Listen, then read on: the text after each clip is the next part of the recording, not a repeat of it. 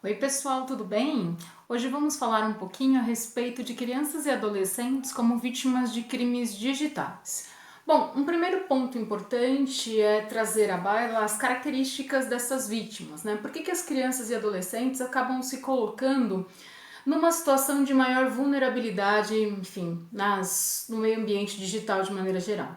Bom, primeiro que cada vez mais crianças e adolescentes se utilizam das tecnologias de forma bastante intensa, né? Inclusive para estabelecer relações sociais, utilização de redes sociais de maneira geral, são muito utilizadas por crianças e adolescentes. Segundo, porque ficam longos períodos conectados, né? E não necessariamente sob o controle dos pais, né, ou de alguém responsável. Então há uma dificuldade muitas vezes ou até uma falta de controle dos pais em relação àquilo que está sendo feito, dito por essas crianças e adolescentes na internet. Outro ponto importante é que a facilidade no manuseio das tecnologias muitas vezes também ajuda a esse adolescente, sobretudo, né, ou essa criança, a burlar ali, inclusive eventuais restrições que os pais tenham imposto para uso das tecnologias. Então, enfim, mesmo que os pais tenham controle ou tentem controlar de alguma forma ou restringir de alguma forma um conteúdo a ser acessado na internet, esse contexto de já ter nascido inserido no ambiente de tecnologia, enfim, e essa maior facilidade no manuseio, no uso das tecnologias também acaba auxiliando aí a burlar eventual restrição. Além disso, evidentemente, criança e adolescente, inclusive nos próprios termos da nossa Constituição Federal e do Estatuto da Criança e Adolescente, são consideradas pessoas em desenvolvimento e que não têm ali uma capacidade plena de avaliar situações de risco. Então, por conta de todos esses fatores, eventualmente a criança e o adolescente acabam aí se tornando vítimas bastante vulneráveis, né, bastante acessíveis nesses crimes ocorridos no meio ambiente digital. Bom, são várias as condutas que podem ser perpetradas contra essas vítimas, né? É sempre comum vincular a questão de crime contra criança e adolescente, né, ou situações que ocorram no meio ambiente digital envolvendo criança e adolescente, ao cyberbullying, né? Na verdade, o cyberbullying ele é um termo em inglês, ele não tem uma tradução literal para o português, ele na realidade acaba aí abarcando, né, abrangendo toda e qualquer violência física e no caso do cyberbullying, né, violência psicológica que ocorra no ambiente digital. Então ele é bastante abrangente. Então aqui a gente pode inserir stalking, sexting, sextorção, uma série de situações. Além disso, a gente já mencionou também em outros vídeos a questão dos jogos virtuais, induzimento, instigação e auxílio a suicídio, né? Eu mencionei o jogo da baleia azul, a Momo, né? Situações que levam à automutilação, né? Há uma preocupação com o crescimento desse tipo de estímulo na internet, tanto que nós tivemos uma lei recentíssima, a lei 13.819 de 2019, que para instituir política nacional de prevenção à automutilação e suicídio, né? Há uma preocupação aí em de algum modo contribuir ou estabelecer políticas para evitar ou reduzir esse tipo de comportamento entre crianças e adolescentes que vem crescendo consideravelmente. Aliás, é uma legislação que pais e educadores devem conhecer. Por fim, eu escolhi dar ênfase aos crimes relacionados à pornografia infanto-juvenil, né, que alguns atrelam à pedofilia. O próprio legislador acaba mencionando a expressão pedofilia no texto dos artigos relacionados à pornografia infantil, então eu vou dar ênfase a essa conduta em especial contra crianças e adolescentes, porque é uma conduta que também vem crescendo bastante, né? A SaferNet, que é uma associação sem fins lucrativos, que se diz promotora dos direitos humanos no meio ambiente digital, ela recebe algumas denúncias de crimes praticados nesse ambiente e ela indicou uma estatística assustadora, né? Só em 2018 foram mais de 60 mil casos relacionados à pornografia infantil ou à pedofilia de algum modo. Então eu escolhi tratar especificamente dessa conduta criminosa. Na verdade, dessas, né? Porque são vários tipos penais como nós veremos. Bom, primeiro é importante conceituar o que é pedofilia, né? Pedofilia é uma doença, efetivamente, classificada ali, prevista, definida pela Organização Mundial de Saúde, né? Ela tem uma classificação internacional de doenças, tá? Na classificação internacional de doenças, o CID, né? Que significa uma doença na qual o indivíduo apresenta desejo, fantasia ou estímulo sexual em relação a crianças e adolescentes. Tá dentro ali, né, para a criminologia dos transtornos psicológicos de sexualidade ou parafilias, né? A pedofilia ela não exige necessariamente um contato físico com a vítima, né? Ela pode se exteriorizar de diversos modos, né? Ele não precisa necessariamente ter um contato com uma criança ou adolescente, né, físico. Ele pode se sentir, fantasiar, né, se sentir sexualmente estimulado, por exemplo, através de uma foto de conteúdo erótico envolvendo criança e adolescente. Se ocorrer a exteriorização, essa exteriorização de algum modo pode ser inserida na legislação, como nós veremos a seguir. Não necessariamente, né? Mas se ocorrer a exteriorização desse transtorno, eventualmente a gente tem algumas possibilidades de enquadramento típico. Também vale mencionar se a pedofilia é considerada uma doença, uma parafilia, né? Enfim, se nós vamos aplicar pena ou medida de segurança. Então, isso depende da análise de cada caso, enfim, do grau de pedofilia, né? Mas vale lembrar que trata-se de uma doença incurável e que efetivamente demanda acompanhamento constante, né? Enfim.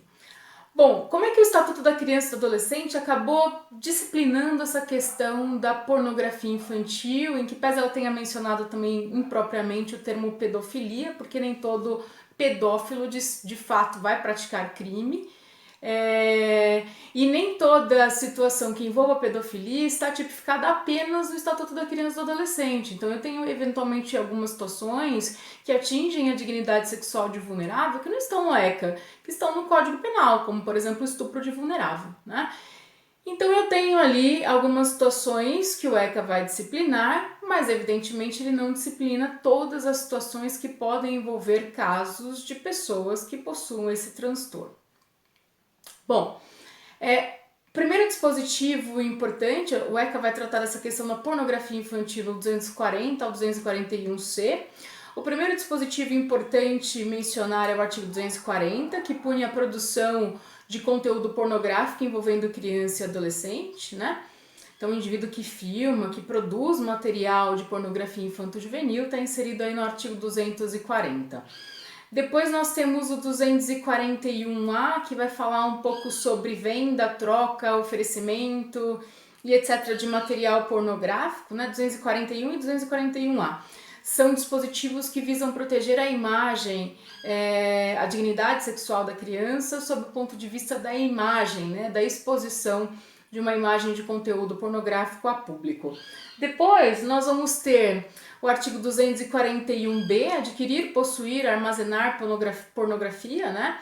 Que é um dispositivo bastante discutido, né? Tem gente que afirma que é um dispositivo inadequado, inconstitucional, porque é uma situação moralmente reprovável, essa questão do pensamento libidinoso do indivíduo em relação a uma foto que envolva criança e adolescente, mas eu não tenho esse indivíduo atuando contra aquela criança e adolescente. Não foi ele quem produziu o material, não foi ele quem compartilhou o material. Então ele tem um material para consumo próprio. Então alguns autores vão dizer que, enfim, o legislador quis punir essa situação porque de algum modo ela estimula o mercado, a venda, o compartilhamento, a disponibilização desse tipo de conteúdo, e há quem diga que esse dispositivo não estaria de acordo com o princípio da materialidade, da lesividade, da ofensividade, porque essa é uma situação moralmente reprovável, mas não juridicamente reprovável, uma vez que eu não tenho uma intervenção direta no bem jurídico, que é a dignidade, a liberdade sexual da criança e do adolescente. Enfim, essa é uma discussão existente. O artigo 241C vai falar de simulações, montagens, edições, manipulações de imagens pornográficas, né? Em que o indivíduo, nessas manipulações, faz parecer ser conteúdo envolvendo criança e adolescente, né? E quem vende, publica, disponibiliza essas imagens também responde pelo mesmo delito, né? Então esses são os principais dispositivos do ECA sobre pornografia infantil. Há uma preocupação muito grande com esse tipo de crime, tanto que o Estatuto da Criança e do Adolescente ele foi alterado em 2017 pela Lei 13.441. Essa legislação que alterou o ECA passou a prever a possibilidade de um instrumento, de um meio de investigação que não é novidade na nossa legislação, que já existia na lei de drogas, já existe na lei de drogas e na lei de crime organizado, mas que também passou a existir para alguns crimes conforme essa alteração no Estatuto da Criança e do Adolescente, que é o procedimento da infiltração virtual de agentes. A gente tem infiltração de agentes na lei de drogas, na lei de crime organizado. Isso também passou a integrar ali uma possibilidade, a infiltração no meio ambiente digital, né, no cyberespaço. Então, nós temos agentes da polícia que podem entrar, acessar redes sociais ou acessar salas de bate-papo e tal, chat, para verificar quem está compartilhando, disponibilizando material de conteúdo pornográfico envolvendo criança e adolescente. Essa infiltração virtual de agentes ela foi prevista na legislação para 3 modalidades de crime em rol taxativo, né? A primeira modalidade são os crimes de pornografia infanto-juvenil, que eu acabei de mencionar, 240 ao 241C. Também está prevista para crimes contra a dignidade sexual de vulnerável no Código Penal, né, do Código Penal, e também para o crime de invasão de dispositivo informático, que é o 154A, também previsto no Código Penal. Portanto, essa infiltração não se aplica apenas aos crimes do Estatuto da Criança e do Adolescente, em que pese tenha sido uma legislação inicialmente pensada para esses dispositivos de pornografia infantil já mencionados. Bom, o objetivo da infiltração virtual de agentes, tal como qualquer infiltração, é obter elementos de prova, indícios de autoria, materialidade delitiva, né? É uma medida solicitada ou pelo Ministério Público ou pela autoridade policial ao juiz que, se decretá-la, terá que fazê-lo fundamentadamente. Diferentemente das outras legislações especiais que prevêem a infiltração de agentes como um instrumento de investigação e tal, nessa lei que alterou o Estatuto da Criança e do Adolescente, né, que previu a infiltração virtual, não houve referência ao chamado flagrante diferido, prorrogado ou ação controlada, que é aquele flagrante em que o indivíduo, os agentes infiltrados ou o agente infiltrado, ele pode aguardar um momento que seja mais oportuno para a realização do flagrante sob o ponto de vista de obtenção de provas, desmantelamento de uma organização criminosa e assim por diante. Especificamente, essa lei não abordou a questão do flagrante diferido e da ação controlada, diferente do que as outras legislações abordaram. Sobre flagrante, eu acho que também vale a pena mencionar o flagrante preparado, né? É possível a ocorrência de um flagrante preparado nesse contexto, então a gente acessa uma sala de bate-papo e estimula alguém a compartilhar conteúdo pornográfico que envolva criança e adolescente. Esse flagrante é um flagrante preparado, de acordo com a súmula 145 do STF, portanto é um flagrante ilegal. Além do flagrante preparado, a gente tem o flagrante esperado, né? Que esse sim é um flagrante legal, legítimo, né? O simples aguardo.